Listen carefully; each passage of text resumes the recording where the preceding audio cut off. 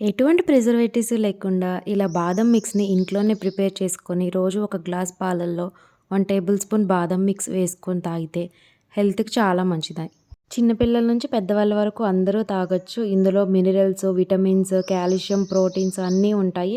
ఈ బాదం పాలు వేడిగా అయినా తాగొచ్చు, లేకపోతే ఫ్రిడ్జ్‌లో పెట్టుకొని కూల్‌గా అయినా తాగొచ్చు. ఎలా ప్రిపేర్ చేసుకోవాలో చూద్దాం. ముందుగా ఒక బౌల్‌లో హాట్ వాటర్ తీసుకొని అందులో హాఫ్ కప్పు వరకు బాదం పప్పులు వేసుకోవాలి.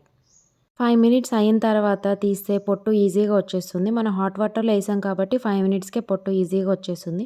మీకు టైం ఉంటే ఓవర్ నైట్ అయినా సోక్ చేసుకొని ప్రిపేర్ చేసుకోవచ్చు. అదేవిధంగా బాదం పప్పులకి పొట్టు మొత్తం ఇలా తీసి పక్కన పెట్టుకోవాలి.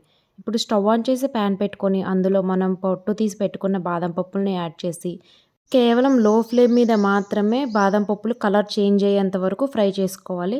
ఇది ఒక 10-15 మినిట్స్ వరకు పడుతుందనమాట. ఇలా కలర్ చేంజ్ అయిన తర్వాత స్టవ్ ఆఫ్ చేసి పూర్తిగా చల్లారనివ్వాలి. పూర్తిగా చల్లారిన తర్వాత ఒక మిక్సర్ జార్‌లోకి ఇలా బాదం పప్పుల్ని యాడ్ చేసుకోవాలి. అలాగే 3 యాలకులు కూడా వేసుకొని వీటిని మెత్తని పౌడర్‌లాగా చేసుకోవాలి. ఇలా మెత్తని పౌడర్‌లాగా చేసుకున్న తర్వాత మనం ఏ కప్పుతో అయితే బాదం పప్పులు తీసుకున్నామో అదే కప్పులో హాఫ్ కప్ షుగర్ యాడ్ చేసుకోవాలి. అలాగే ఒక చిటికెడు పసుపు కూడా యాడ్ చేసుకొని వీటన్నిటిని మంచిగా మిక్స్ చేసుకోవాలనమాట. అంతే అండి. చాలా సింపుల్‌గా ఇలా బాదం మిక్స్‌ని ఇంట్లోనే ప్రిపేర్ చేసుకుంటే ఎటువంటి ప్రిజర్వేటివ్స్ లేకుండా హెల్తీగా తాగొచ్చు.